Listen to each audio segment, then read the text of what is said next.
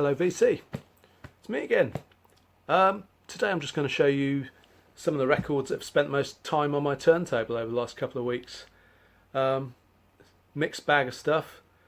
You're probably starting to get a handle on my taste. It's a mixture of progressive rock, psychedelia, hard rock, metal, power pop and a bit of jazz, and probably a few things in between. So yeah, let's get started. No particular order. We've got Carmen's Fandango's in Space album, which came out on the Regal Zonophone label.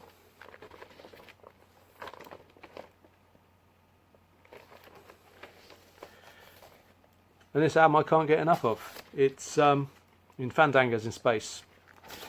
Pretty much says it all. It's a combination of Spanish flamenco and spacey prog rock, and that may sound on paper like an absolute car crash of a concept, but it works brilliantly, and I just love this album. Absolutely love it. It's and there are fantastic vocal harmonies on there, which is always a positive for me. It's got incredible electric guitar. John Glasscock plays bass. He'd later go on to play with Jethro Tull. There's vocals shared between a female and male vocalists, and the female vocalist, whose name escapes me, Angela Allen, she also plays some Moog synthesizer, and that just adds to the sound. Plus, as well as the acoustic, the Spanish flamenco guitar, there's lots of castanets and foot stamping, like a flamenco dance would do. And in fact, I think when they used to play live, they used to mic up the stage so it'd pick up all the stamping that went on during their sets. It sounds like a horrible concept, and you're either going to love it or you'll hate it. I'm not sure you'll have a response that's anywhere in between those two, but you should check it out one way or the other, because it's pretty unique. And yeah, it's never going to get reissued because the original master tapes were destroyed in a flood apparently, so you're going to have to track down an original, I think. But yeah, give that a listen. And next up, some more prog.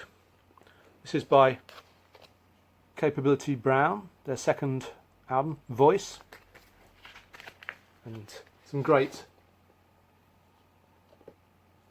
artwork there by Hypnosis. Always loved this sleeve. It's kind of how I might have bought just for the sleeve if I'd seen it, to be honest.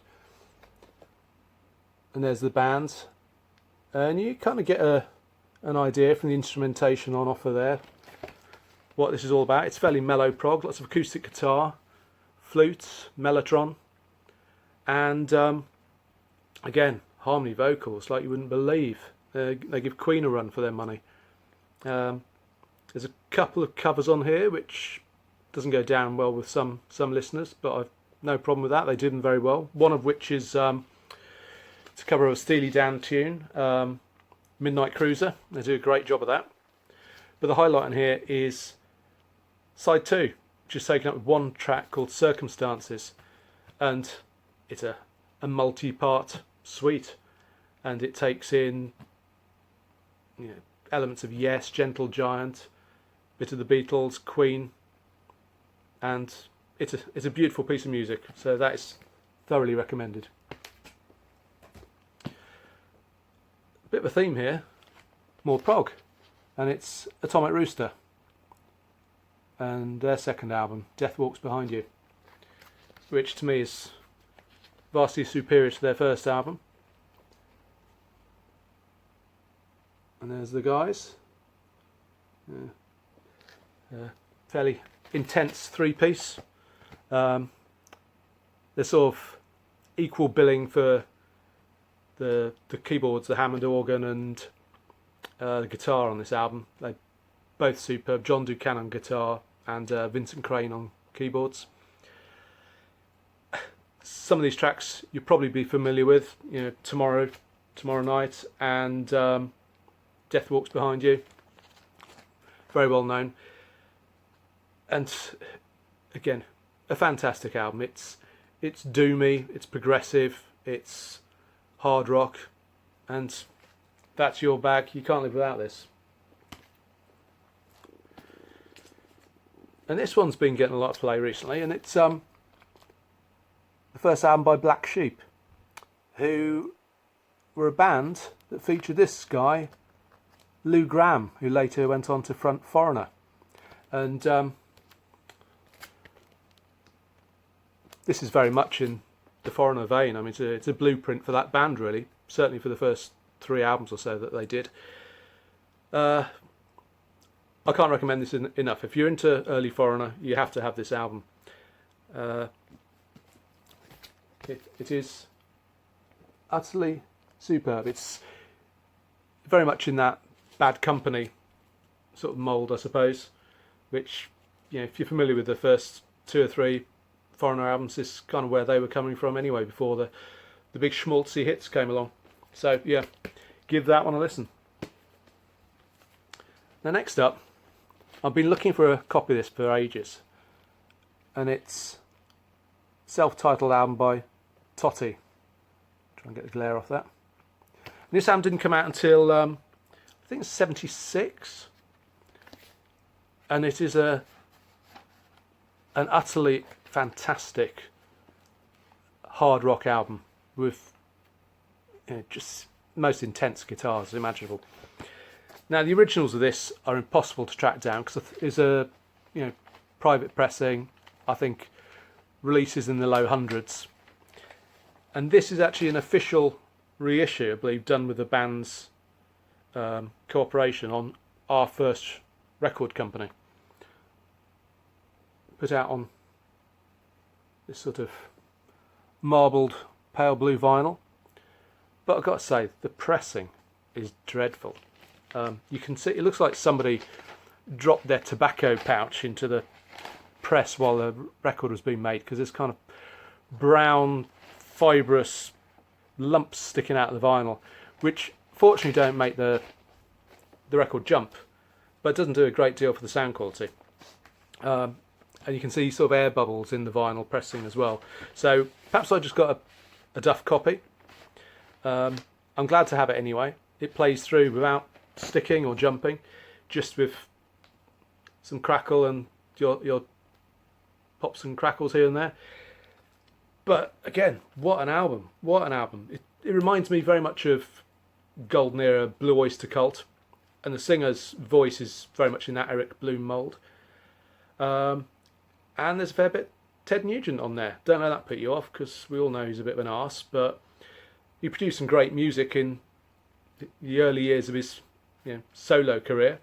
So if you get a chance to check that out, do, because it is fantastic.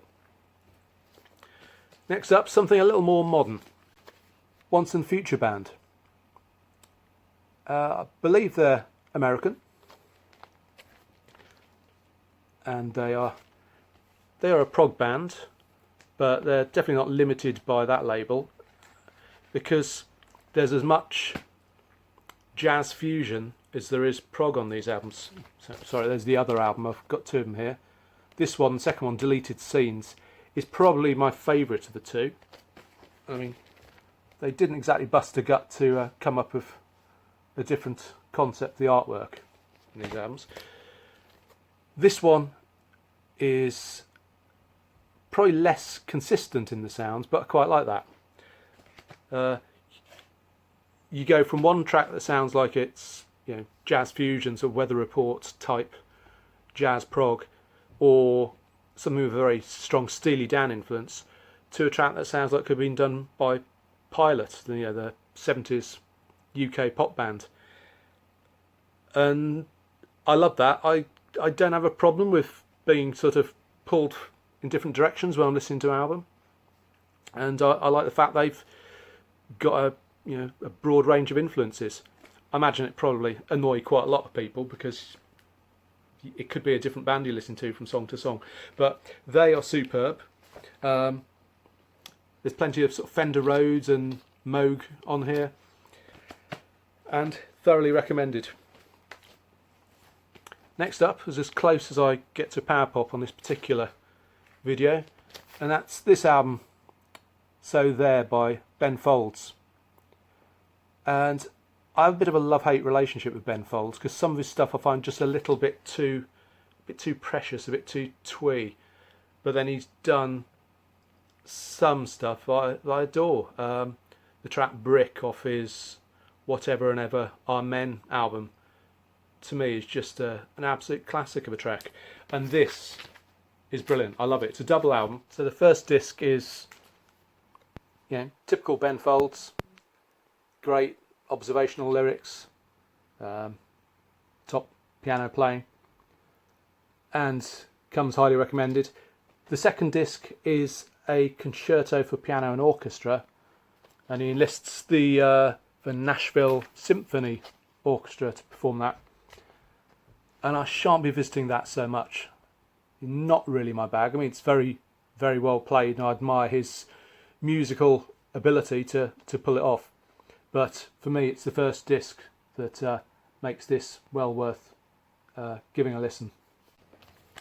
But yeah, if you like your power pop to be a little bit nerdy and a bit cerebral and baroque, this could be for you.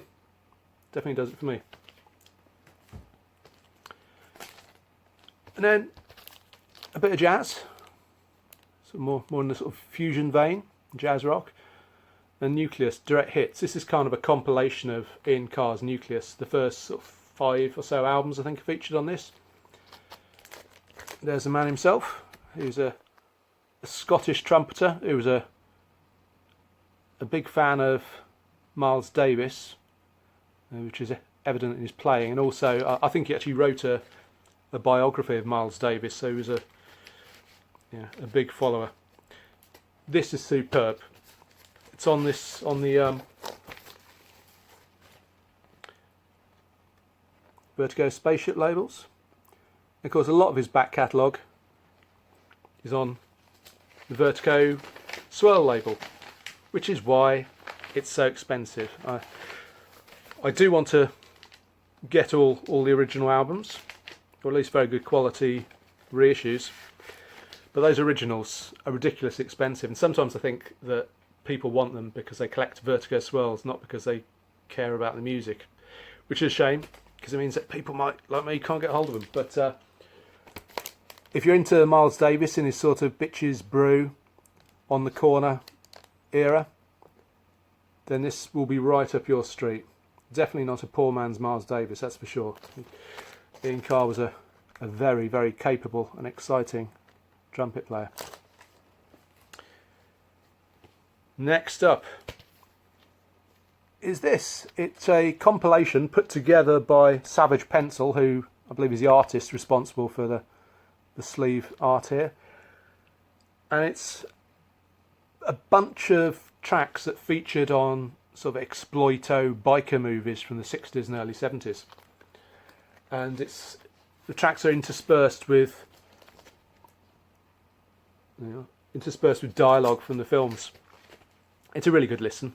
It's it swings from almost surf rock to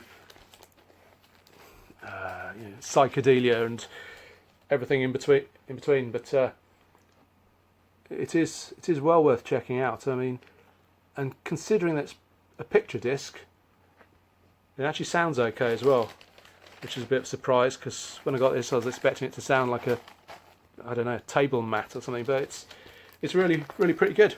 So yeah, that one is recommended as well. And my final selection for today is Stephen Wilson's latest album, Future Bites.